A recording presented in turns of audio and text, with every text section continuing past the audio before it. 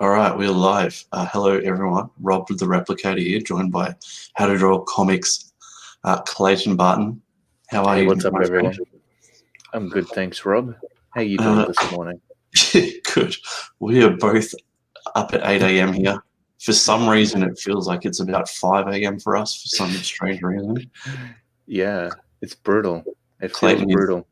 Clayton is complaining because he doesn't have his coffee because his milk bar isn't open next door. Gotta have milk in my coffee. Yes. We have George Travelos. How are you, George? No, I picked the thumbnail for the video. Leroy says, are we ranting or chilling first? Black Rose Comics, nerd is the word, and I borrow ideas. Chris Oak is also in the house. Nice. So quite a few people for a stream on my channel, which is great. Thanks, everyone. Early in the morning. Well, people know you, Rob. People know you, man. They do. They do. That's a cool thing. Like I go to a lot of people's chats, Shane's, Fraggers, Malin's, whoever's. And like, you know, I say hello and people say hello back. Like they know who I am. That's a cool thing. Mm-hmm.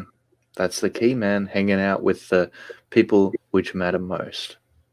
It really is. So if you're new to the scene, to the CG scene, that's probably where you should start, man, in the chat of people's chats. You know, chuck them a couple of super chats every now and then.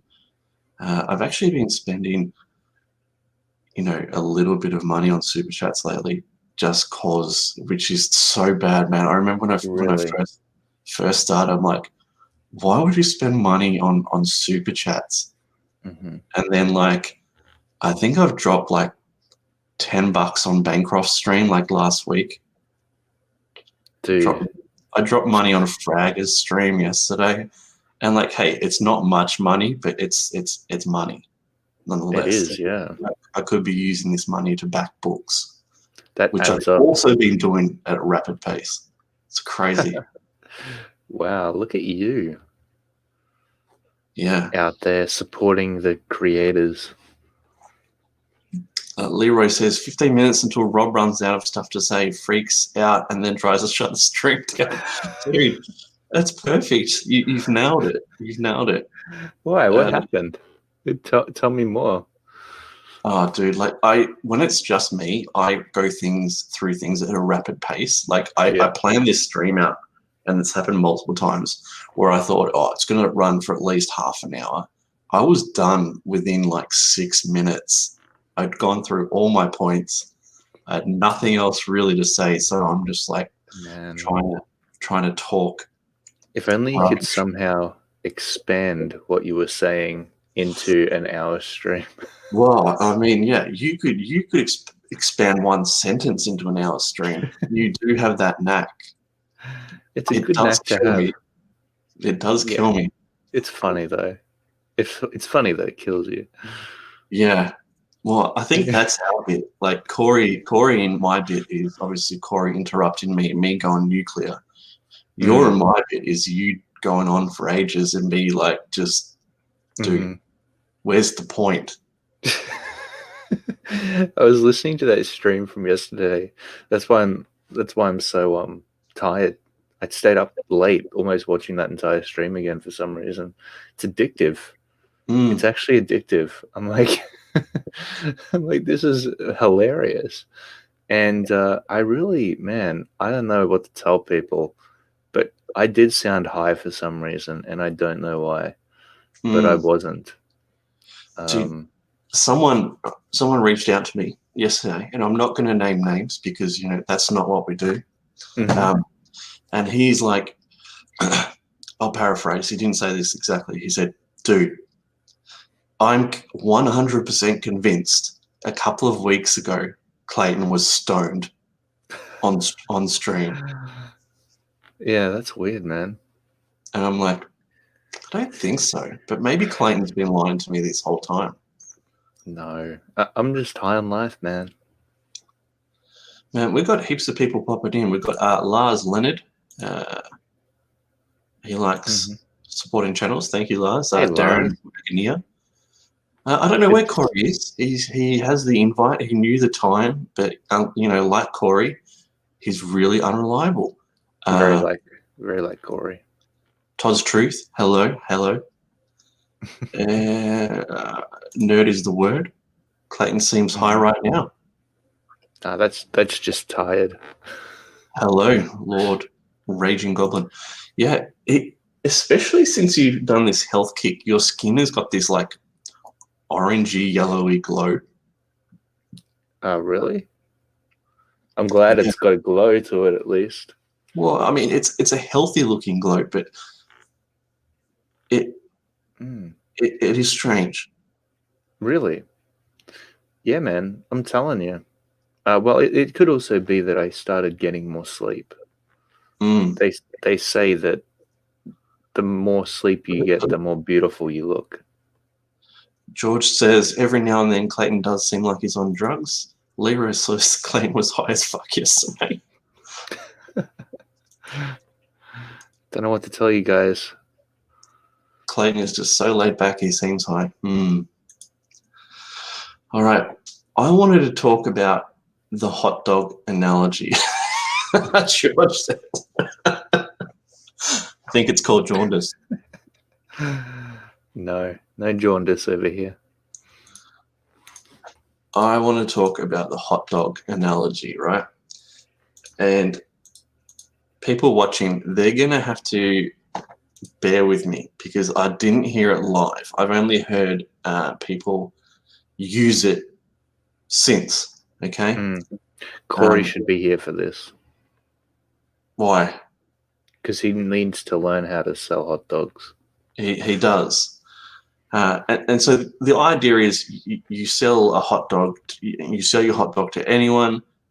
People want different types of hot dogs. That's the kind of idea, yeah? Chat? Yep. Leroy said FFS. We've heard this 1,000 times. Yeah, but you haven't heard it my way. Boring. Hey, look, sometimes you want hot dogs with a little bit of gherkin. Sometimes you want hot dogs with some tomato sauce. Sometimes with some mustard. You know, you don't want every hot dog. Not everyone wants a hot dog exactly the same. Darren says he just ate 2 hot dogs. Yum, lucky you. Okay, so. Kind of want a hot dog now. That'd be nice hot dog breakfast. Bit of melted cheese, bun slightly toasted. Yeah. Tomato sauce is ketchup, George, for your Americans. Yep. George, pretty much. What do you people eat in Australia? Gherkin? Really, you don't know what a gherkin is? Why was gherkin your first option? I don't know. It's got a biteful flavor. Okay, so expand on the hot dog analogy, right? Imagine you're at a ball game, Clayton. You want to see a nice professional hot dog stand.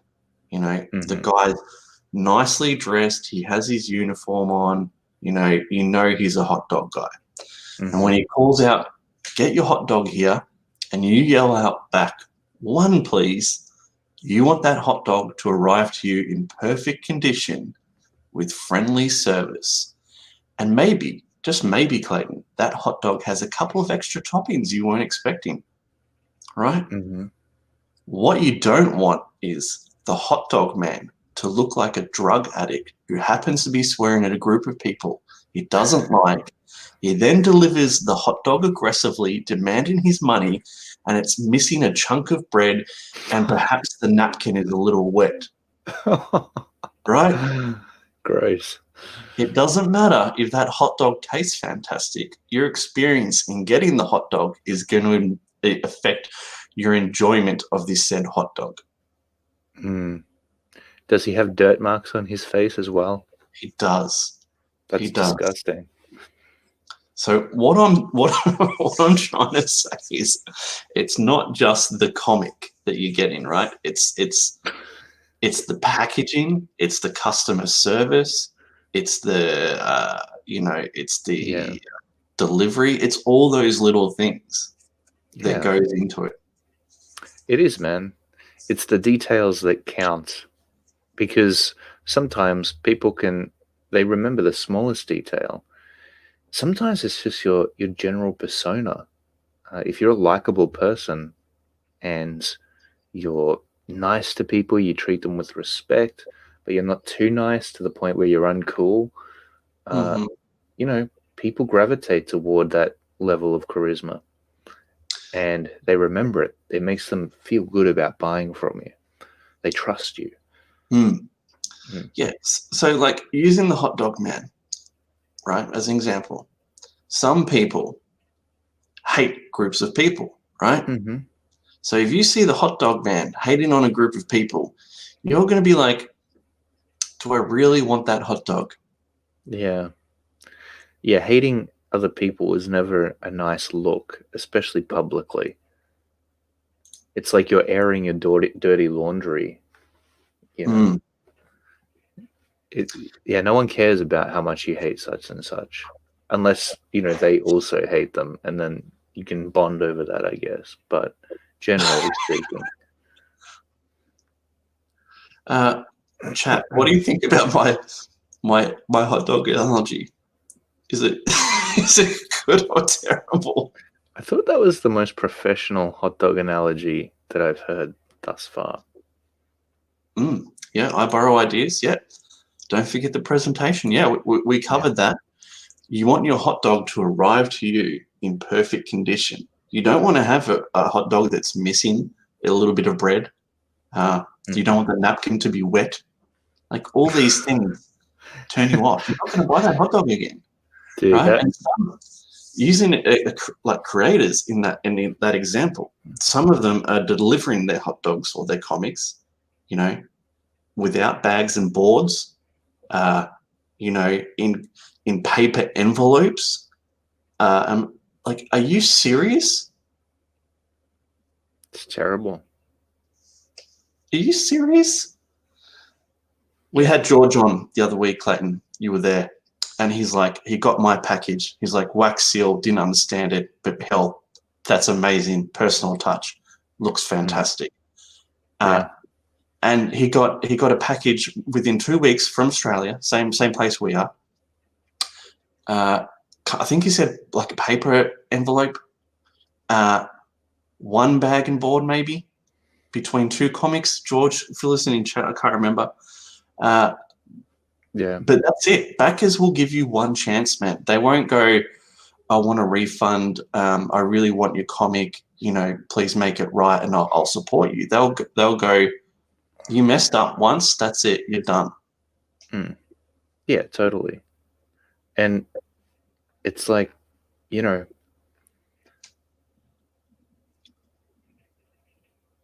it's not like you have to rush it out, right? Like, your backers would prefer it to be late than to turn up to their doorstep in terrible condition. Yeah. So, like, if you got to spend a bit of extra time, more time than you thought, packaging everything up properly, that was kind of like your situation, right, Rob? Like, where you actually spent a lot more time packaging things up than you thought you were going to spend. But, that's worth it because, hey, people got their book in the end. And I don't know. Have you ever had a complaint from somebody whose book turned up to their doorstep in terrible condition? Yeah.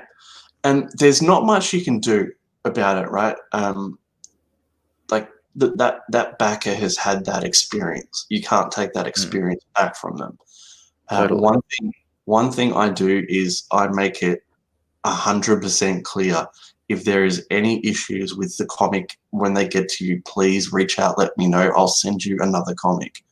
Right? Totally. I don't want people to be like, oh, fuck it, I'm not going to even bother. I want people to go, I'll reach out because he really wants me to. I want people to feel that, like, their business means something to me, because it means everything to me, and not being like all sucky up to the chat, but it literally does. Without the chat and people that back my comic, it wouldn't get made. So Totally, I man. value every single person that backs. Yeah, it's pretty funny, man. Just the mentality that we have in comparison to some other people that are out there trying to crowdfund comic books. and the commonalities that they have with the mainstream mentality as to, where customers sit in terms of importance. And it's funny that we put them up so high, like they're everything to us. Our customers are everything. Like these stories, yes, we are making stories that we love, but we're also doing it because we want our audience to fall in love with those stories. Like everything from the comic book, the way it's presented, the level of production that we put into it, and the insurance that we promise that it's going to get to their doorstep intact in mint condition. That's what we place as something of importance. But then, you get the mainstream and it's just like another, and this is the big difference, man. The big difference between independent comic books and creator-owned books, at least our creator-owned books, is that to the mainstream, it's just another product on the conveyor belt that's been put out. And once that's done, that doesn't matter. Like they completely forget about it. It's like just, next. What's the next product going to be? What's the next book going to be? How much is it going to sell? Right? And so the customer really isn't even thought about.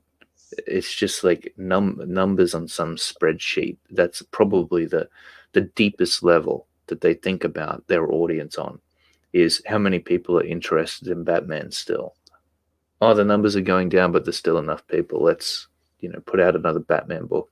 Let's relaunch the entire Batman series, right? So this is why I believe the books that we're putting out, even though they're a limited print run and they are a little bit more expensive, there's a major reason for that. And it's because it's not just this, it's special, right? Yeah, 100% agree. Leroy says $20 to whoever can piss Clayton off. Indie creators are all about their comics, their projects, writing comics. Hello, good to meet you. And this is one thing. Like as a smaller creator, right? So like EVS would be the pinnacle, that's very top. You can't afford to lose any backers. No. Right? You can't afford to lose one. You've got to do everything in your power to keep them on board. And not everyone's going to like your comic. It's just how it is. They might give it a try and they might decide it's not for them. But you can't afford to do stuff that would turn someone who likes your comic into someone who's not going to back it. And yeah, I agree. That example with George, how they sent the comic in just a bag, no board, 2 comics in one bag, no board, in a paper envelope, right? That's one person who's not going to back them anymore. They can't afford to do that stuff. Like EBS, he can, because he can, he's got nearly 10,000 other people to do it. He won't, because that's not how he operates.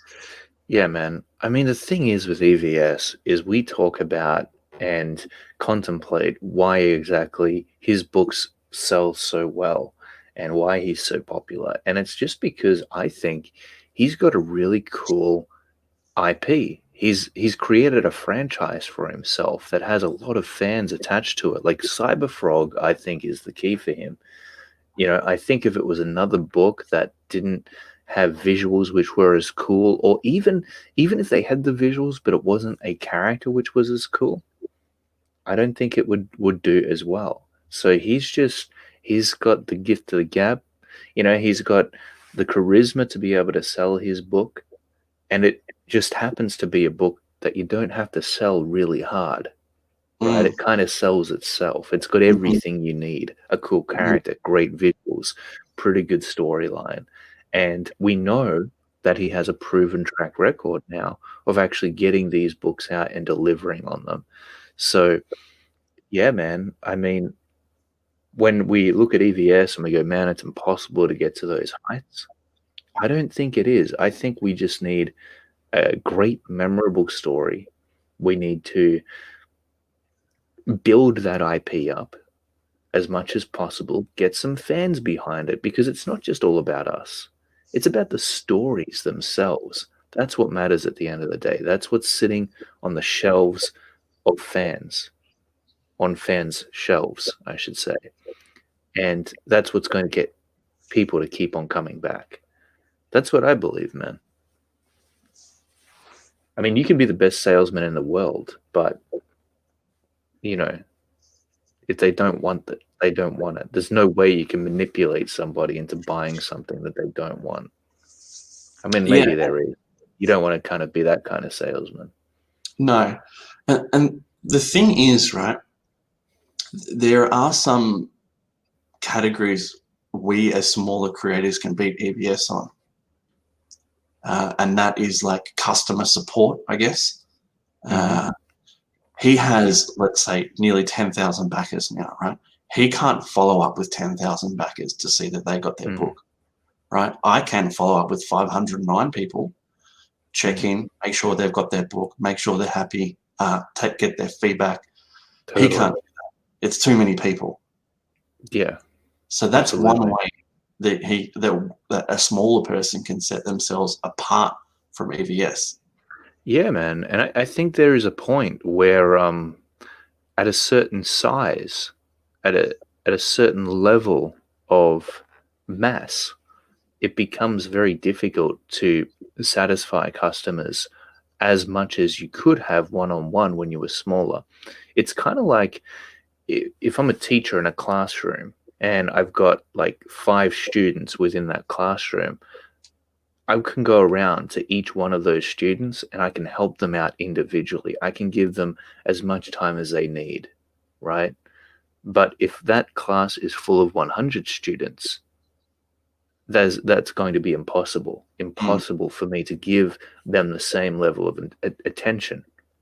And so what does EVS do then, right? What does someone of that size do as they grow bigger? Well, they hire a team of people, and they've got their support that you can email, but that's still not the same, right? Nobody is going to care for their customers as much as the creator will, right? To a certain extent, before their size gets too out of control. And so I think that, oftentimes the smaller creators who are putting out great products also have much better customer service. They're going to get back to you because their email inbox isn't filled to the hilt. It's not overflowing with, messages that they can't get through. Yeah. Well, they definitely should. They should have better customer service. Like, I'm not saying just because they're smaller they do. That's something they should be striving to do. It's something within their control. Like, it's the kind of thing where there's no excuses. And, some of them might get an ego where it's like, well, man, we're not going to send out refunds if your book is broken. It's it's that mainstream mentality.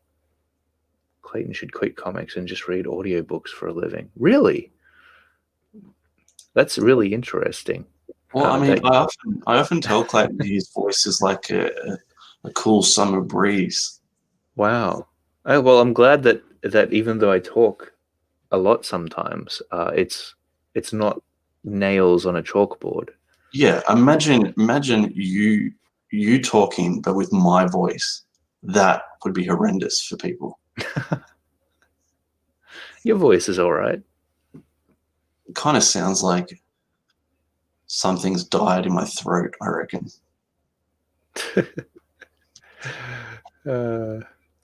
Leroy. Hello, Leroy. I can't pay a fellow man a compliment. Is that what we're living in this day and age? Leroy gives you even more shit on your channel. I was thinking about this the other day. George is a big believer, let's just go with believer, of the tracking is fantastic, right? And I was thinking about it. Is it? And then I'm like, yeah, it is. And you all know why? It's the anticipation, right? It's like when a movie is about to release.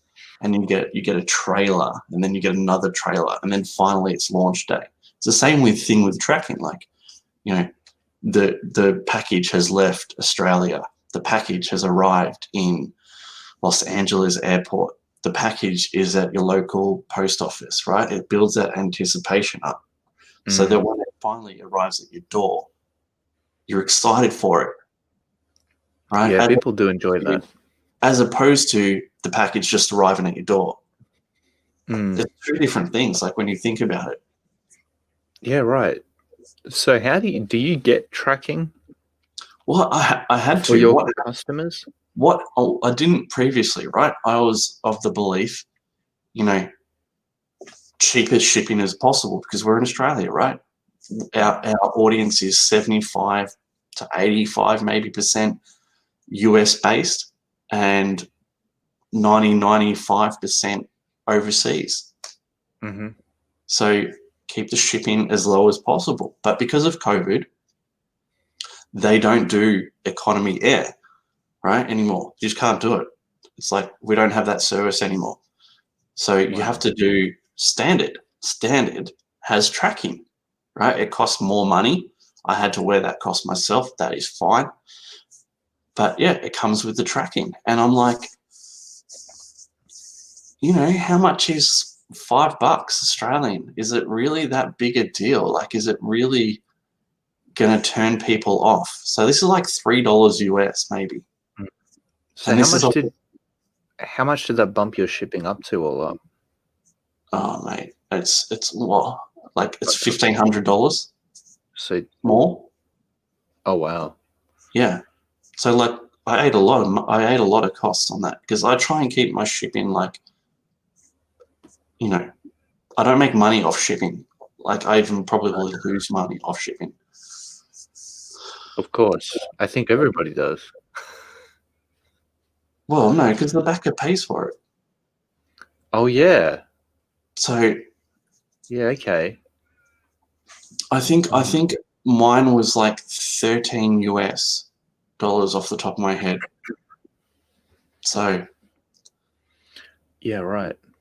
You know, and that doesn't include like the bags and boards, doesn't include the box itself, it doesn't include the wax seal and all the tape and the address sticker that goes on. That all that stuff costs money.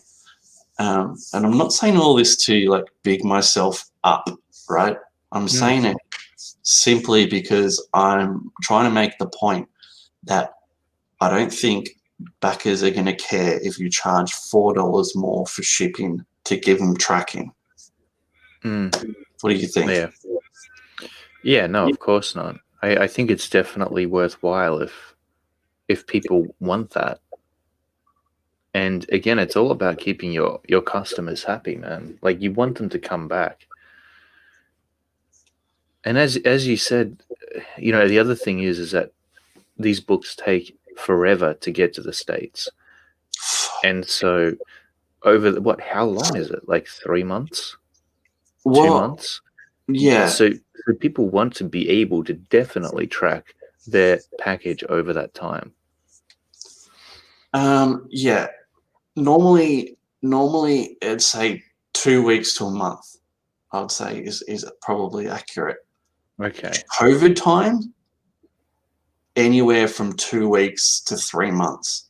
Yeah. Like it is bonkers. It's taking books that long to get to my place from America. It's nuts. Like, you know, I follow up with my backers each campaign, but I've been hesitant to do it now because I'm not sure everything's arrived yet, which is just crazy.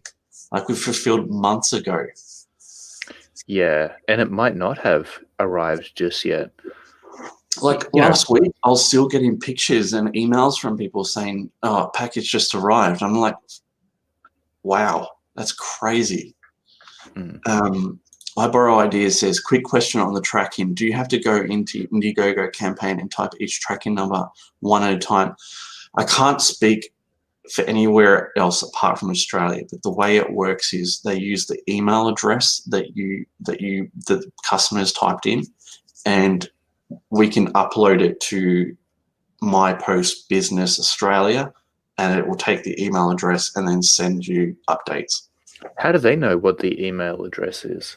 You upload it when you upload it to their system. Wait, you have to do that individually?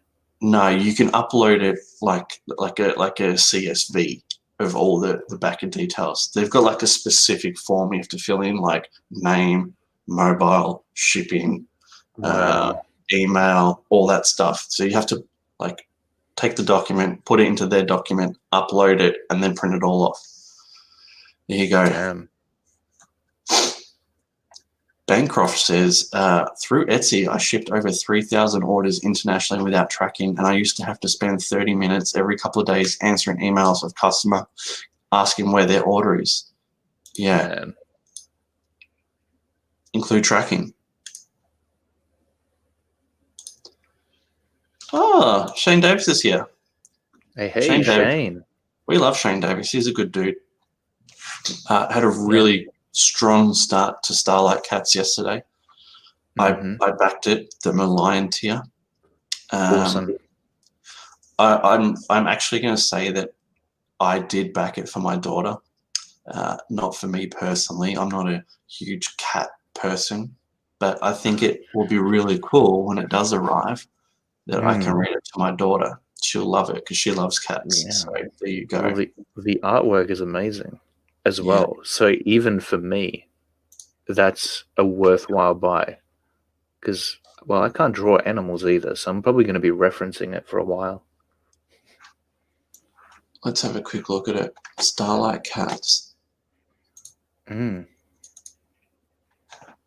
Powerful start. Look at that. Yeah. Gorgeous illustrations, man. Great colorist too. I think Shane's talked about it before that he wants to keep the colorist out of the spotlight because she's probably not aware of the craziness that goes on. But man, she's so good. Yeah, absolutely. I like these little character bios too. That actually works fairly well. Jelly Bean. I'm Team Salty all the way. Come on. Yeah, totally. That's you. It's like your face if you were a cat.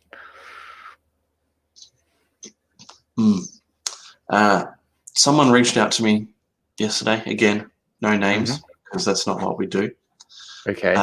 But they expressed concern about a campaign they had feedback for. And I'm not sure if the person that they spoke to listened to them. And that's an important thing. You have to listen to what your customers are saying. Yeah. Yeah. Okay.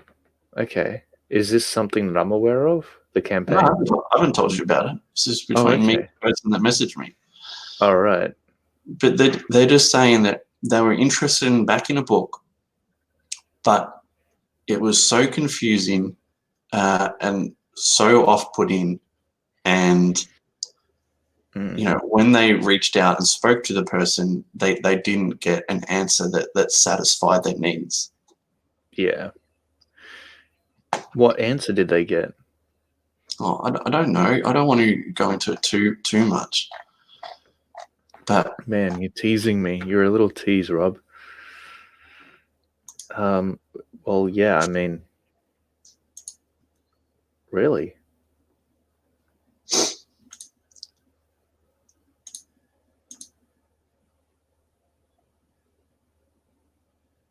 I missed a question. What's your question? Oh. Is there a way to have shipping option 1 with and option 2 without? Wait, what the hell? How did you read that? He's asking if when you back the book with the shipping, can you have option 1 with tracking and option 2 without, so they have the choice? You read that much better without looking at it. Yeah, mate, it's like I said, it's early here. I struggle at the best of times. I don't think so. I'd have to look into it, Todd's Truth. I'm really not sure. I wouldn't think so. Mm. But maybe. Yeah. Yeah. Cool. This is a good book. This is how a campaign should be laid out, in a way that showcases the art. Nice and big and beautiful. Yeah, like, how many times do we have to say this? Intro part at the start, 48-page graphic novel, you know what you're getting. A little bit of an intro, then art. Like, mate, it's not rocket science. Yeah. I would love another page preview. That'd be cool. Well,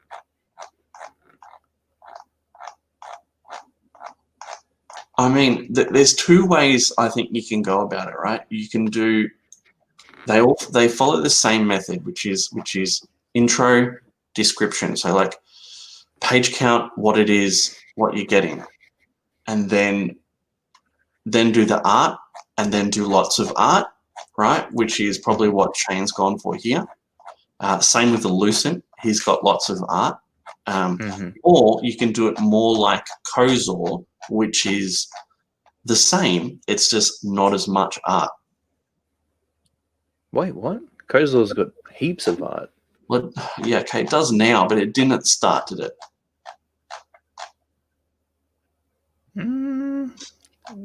I don't know. It had probably more page previews than this one. Okay, so bad example. Bad example. Bro, I'll call you out, man. I'll call you out. You will. You will. Is Starlight Cat signed? I don't know. If Shane Davis is still here, he can let us know if it is. I'm not sure. He just popped in. He looked in the window. Yeah, he popped in, saw it was me, and left. The only option you get is Todd is that you can select how much shipping is by country. It's pretty bare bones. Yeah. It's 90. It is not. Oh, God, mate. Clayton's turn. Go, mate. Yeah. Ragging on Kozor. It's 9 a.m. and Rob is already ragging on Kozor.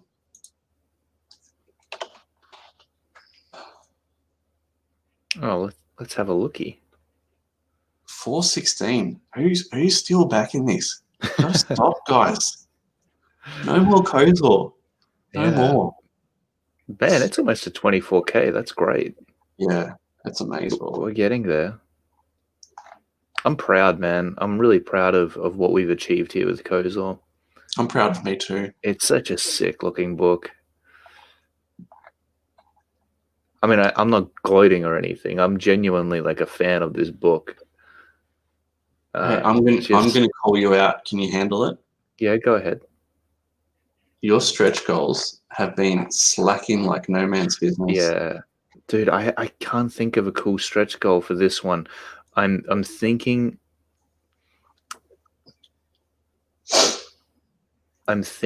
of doing Perfect Bound. But I don't know if I'm going to do it for 400 backers or 500 backers. Well, you will hit 500 backers before you go to printing. It will happen. Yeah, I think so too. Yeah. So and then the other option is to do a small. What do you call them? Shit, the name is escaping me right now. Like the smaller version of a comic book. Ashcan? Yeah, Ashcan. But I don't know how much that's going to pump our shipping and printing up to. So it's something that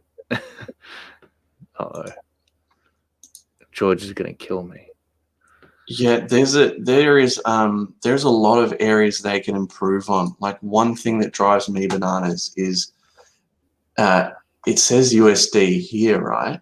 But if I click on this, if it's an American campaign, so if I click on this, right, it will change the shipping to Australian dollars. I'm pretty sure.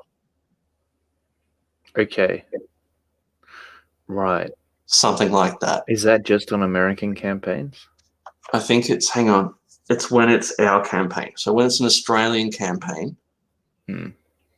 it will, and it displays in USD, in USD for people. When they click to go to the shipping, it changes back to Australian. So $50 in US goes to 75 as an example. And people are like, what the fuck? $75 for shipping? That's bullshit. Yeah. And you're like, no, it's in Australian dollars. It's actually really cheap. Yeah. Yep. You know, the US dollar is still going strong. Yeah. I'm glad everyone's bearing with us here. We're trying. George, yes, he did shave his head. I'm glad you really gave it to him because he has to do things like that. Like if I say I'm going to cut off half my beard, I'm going to cut off half my beard. Oh. Is that going to be a stretch goal, Rob? Maybe. Depends if people really want it. My wife was really glad it didn't happen last time.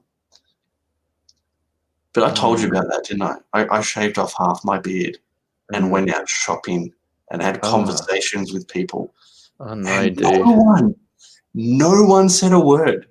Not one word. It's one of those social experiments. It's like... Dude, that's hilarious. They just must have... Is he too crazy that he shaved off half his beard that if I mention it, he's going to go out on like a roid rage? Or does he have some sort of condition where half his beard falls out? No one asked me. Not one person. I went to the vet to take my dog to the vet, and I was talking to the nurse about my dog for like 20 minutes. And it's just like, not one word, dude. Really? Could you see it in her eyes, though? Were the cogs turning? Like, what the hell's going on with this guy's face? Mate, I think so. But... See, I couldn't help but to talk with a smirk if half my beard was shaved off. To, let them know that I know what's going on. Yeah. Let me see if I can find a photo. It was a while ago. Well, it was ages ago, but... Yeah, man. I don't know. I don't know what I'm going to come up with for the next few stretch goals. Any ideas, Rob? Gosh, that's a tough one. I really got to put out an update this week, actually.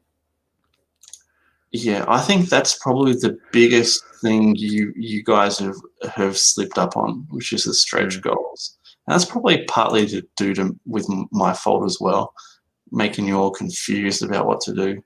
Dude, I had like 10 stretch goals listed there at the beginning. It was going to be on the campaign, 10 stretch goals. You're going to be able to see them. And then Rob's like, hey, man, I don't like that you've listed them all there. You should put one. And I'm like, but isn't the point of a stretch goal to give the potential backers some kind of incentive to get to a certain number? But if they can't see what the next stretch goal is going to be, why would that incentive be there? To be fair, you did have a $400,000 stretch goal. Yeah, well, I don't know how well Kozor's going to do. And I'm pretty sure it was George who said, don't have unrealistic stretch goals. Hey, man. It's not unrealistic in my book. So besides, that was going to be like Kozor issue 2. Maybe you could say I kneecapped you, but then I helped bandage that broken kneecap up. Okay. I think that's fair. Yeah. Yeah, we lost our dog to cancer, Leroy. I feel for you. 8 years is all we got. It was like soul destroying. Did Leroy just find that out? I don't know. That's sad.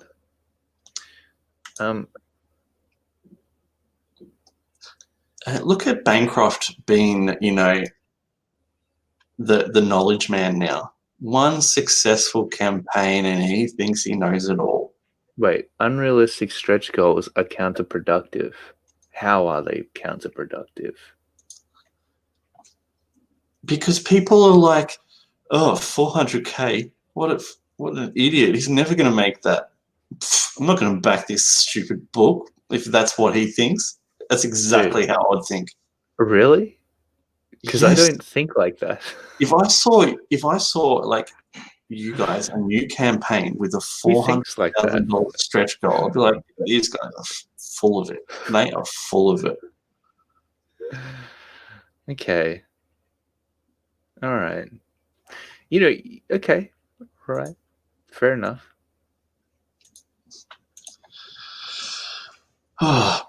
Michael, Dude. impart some wisdom on us. We have Jim. I think it was Jim. Hang on, where did it go? Eyebrow ideas. Print special foil card upgraded book. Yeah. I think George nailed it, man. I think do that Ashcan of issue 2 or something on the characters. You know, give a bit more depth and a bit more excitement. And Ashcan is going to increase. Well, it's going to not allow us to reach our deadline. Which, who knows if we're going to meet that anyway. So, you know, it's a bit of a it's a bit of a risk. You got to think about what the stretch goals are going to be. I think a foil card would be cool. It's just that we got like 5 cards that we've got ready to go anyway. So it's a lot of cards. People can have a whole card collection when they get. I like the mini prints I did because they're not too expensive to produce and they're lightweight. So people like prints, right? Yeah, and people seem to really like the mini ones too, like the mini covers. I did reach out to a wonderful, wonderful artist about a print, but they weren't able to do it. So I just got to find another wonderful artist to pull that off for me. Yeah, I'm sorry, I was really busy. I just couldn't fit it in. Next time. Done. Deal. I don't know. Maybe Shane Davis can do a Kozor print for us. Patches, you can ask Shay on that. George really loves prints, man. Oh, really? George loves prints. That's fantastic. What do you do with the prints, George? Do you hang them on your wall? Do you frame them? Do you put them into a folder? Yeah, I don't mind. I don't mind prints either. I think they are cool to look at. SGM's campaign is only considered a failure because he predicted 500K at the low end. Wow. 1 million at the high end before he launched. Really? 300. That's the way we do. Yeah, they are very 300 or bust, people. Very nice prints.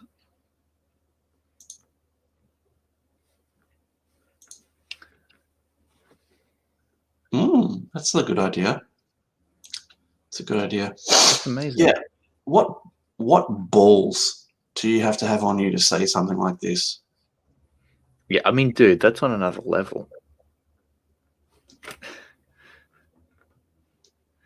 Do you like, not to bring up EVS again, but do you think EVS would say anything like this? We're going to hit 500K, 1 million at the high end before he launched? I don't think so. Well, he kind of unlocks them as he goes as well. Nice. Tim Cox is a great backer of independent comics. Thank you, Jim. Thank you, everyone in here. Like, you're all back. I recognize every name here from backing comics. Yeah, you guys are awesome. And, you know, the one thing that I can confidently say is if you've gotten a book from Rob, you know that it's quality. You know that the printing is exceptional, that the paper quality is superb, and that it's going to get delivered to you in perfect condition. And that's really great to be able to say about Rob's book. We'll be able to say it about Kozor as well when we, I mean, the proof is in the pudding, right? Yeah. Well, I told everyone, we had the craziest fulfillment. I had an order of 1,200 comics, and I think about 400 to 600 of them were damaged. So I had to go through every single book, right? Every single book and check on damage. That took probably like a day or two, like of just time. And not to mention, there were 50 misprints. And what happened was the printing machine was off by like point something of a second. So because of that, it would put in an extra page, right? So I had 50 misprints. Wow. And I'll still go back to this printer because their book quality is just really, really good. Dude, that's why I'm going with your printer, because I read Replicator and it was nice. Like it felt nice to touch.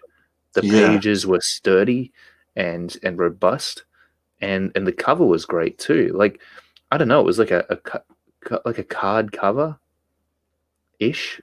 It's just a thicker stock paper. Yeah. Anyway, it was great, man. I liked it a lot. It's crazy though. Like I pick up a Thor from Marvel. Like I started collecting when I was in England. I started collecting ones of Marvel stuff and DC stuff, and you pick them up and you compare them to Replicator, right? And it feels like newspaper. Like in comparison, it's not nice. It's crazy, dude. It's nothing. I mean, and that's the thing. Like Replicator feels like a premium comic book. Yeah. It feels like it. You've as a customer, if you're going to be paying that much money, the product you get has to feel premium, especially if it's a comic book. So yeah, man. And I'm really excited. I'm going to use the same mailers that you are going to use next time. Do it, man. They're very secure. Yeah, Gemini mailers are the go-to, and I wish we could get them here. Like, you can get them here, but you have to ship them over via crate, and you'll have to mortgage your house to do it. But Clayton has found an Australian, I call them an Australian Gemini mailer, because it's essentially the same thing. It's got the little pocket that you put stuff in, and then it all folds together. So I'm really excited about that. I know it sounds silly to say, but yeah. And hey, look, they're made especially for shipping fine art prints completely flat. So they're definitely going to get your book to you safely. So yeah, man, definitely a worthwhile investment. Here is something I want to just bring up quickly. A3 prints, which is the large size, which is this size, right? Just for everyone watching, that's a standard comic book, USA Assassin. A3 or bigger, doesn't have to be A3. Do you think in any circumstances they should be folded? It depends, man. It depends on what matters to you. For me personally, I feel like if you fold it, it gets ruined. Yeah, so do I. Yeah. And some people don't mind that. I personally do. Like, it's so much. I mean, I would accept a folded print, but it's so much better if it's completely flat. Yeah, there you go. Yeah. People agree. It's just like when I see like a campaign and it goes, oh, we have this, X by X size fold out print. I'm like, I don't want it. It's like take the cost of that off the book, and I'll be happy for it. Yeah, totally, man. I mean, especially if it's on like a thicker stock of paper, like 300 GSM, you're not going to want to fold that unless you're making a card or something. Even fold 300 GSM. I mean, you can fold it, but like that's going to wreck it. There's no chance of getting that back if it's 300 GSM. Yeah. Man, chat feel really strongly about this. That's good. That's good. I like you guys. You have good taste. You're smart. And then there's trying new ideas and seeing whether or not they're going to work. Mm-hmm. Oh, yeah. Yep. Well, that does look really cool, man.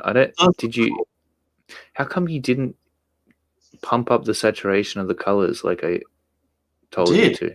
Oh, did you? Okay. This is the old version, right? Okay. The old version looks better. You like this one? Yeah. Way better. Really? Yes. When I mean saturation, I don't mean the brightness. I mean like the saturation of the colors. We're gonna have to have a talk about this. Yeah. Yeah, I was like, when you showed that to me, I'm like, I was so mind boggled. I'm like, I told you to put up the saturation. Oh yeah. Yeah, this page looks killer now, man. That looks good. I'm dude. totally colorblind. Totally. Before we get onto this, again, like posters, I'd have to be happy to pay extra shipping, not to have it folded. Yeah. Rolled or nothing. Clayton's ones are cool, man, because he can do A3s flat. So he's going to ship them like this, right? That size, but they're flat, not folded. Like the mailer's just really big. Yeah. So that's cool. It's going to be awesome. Clayton made Rob sad. Yeah, he always makes me sad. We take it in turns. Yeah, we do. I've said that, you know, if there was an apocalypse and the world was ending, I would go to Clayton's house, kidnap him, chain him down in my basement, make him draw art for me. Well, what the hell, man? Thought that was going in a different direction for a second there. Maybe. If there was an apocalypse, man. Well, I mean, it would be. I figure I need a reason to just go and kidnap you. I can't just say, "Oh, it's a Friday. I'm going to go kidnap Clayton and chain him in my basement to draw." It would make more sense to do that now, while there's still a world to sell comic books to. Yeah. Well, obviously, I hadn't thought it through. Obviously. Yeah. Yeah. So this, as you know, Korey is coloring Replicator 3 slowly coloring it. And Clayton is just going over the top, balancing a few things out, adding a little bit of finesse and pizzazz to it. And this is what he sent me yesterday. So originally, I think I should have them all here. Watch me not have them here. Yeah, let me just bring up Facebook because that's where we chat. Here we go. Hang on, people. So this is what Clayton. Well, there was actually one before this. There was like an orange background, and I'm like, I don't really like it. It gets too lost. Why don't we try like a blue so it pops more? And I'm like, yeah, that looks cool. What do you think? Clayton's like, yeah, I don't really like it that much. He didn't say so in so many words, but yeah, you know with Clayton, you know when he doesn't like something. Yeah, I said, you can do that if you want, Rob. It is your book. I think it clashes with that bottom panel. So, you know, Clayton, knowing me as he does, he's like, we need something different, but not the same. So this is what he did. I really like it, man. Like it kind of has the best of both worlds. Like it has this kind of bluish tinge on the outside, so it's got a little bit of contrast, and then it's got this nice, real bright red, subtly placed on the edges, which I really dig. Totally. So really loving this page. I love this blue here. It's so good. It is good, and now it can like stand out on its own. You know. Book's looking good, guys. We're nearly through pencils, like 32 pages of, I think it's 31, but obviously the book will be 32. 32 pages of pencil. Inks are pretty much on point. It's just colors we're waiting on now. I think we're probably like 8 or 9 pages of colors in, maybe more actually. And that is like the cool thing about Comicsgate and being successful, is that I can pay for this stuff now, get it done ahead of time. So when we launch on October 15th, you know, the backers don't have to wait for all this stuff to be done after the book, you know, after the campaign. Like, they'll get their books quicker. Totally. Yeah. It's awesome. Cool, anything you want to part with, Clayton, because we've hit an hour? No, I'm all good, thanks. Just everybody, as always, thanks so much for joining us here today. It's been absolutely awesome. I enjoyed our chat, Rob. I enjoyed coming over to your house. You're part of the stream. Well, I think this is the 4th time I've invited you, so thanks for finally joining us. Yeah, well, you know what? I got my ass out of bed today so that I could. Yeah, everyone in chat, thanks for joining. Thanks for supporting independent comic books. Yeah, Edwin, sign up for the ACE mailing list. Acevedo, Michael Bancroft, Todd's Truth, George, I Borrow Ideas, Jim Cox, Darren Wagoneer, everyone I've missed. Nerd is the word. Paperback art.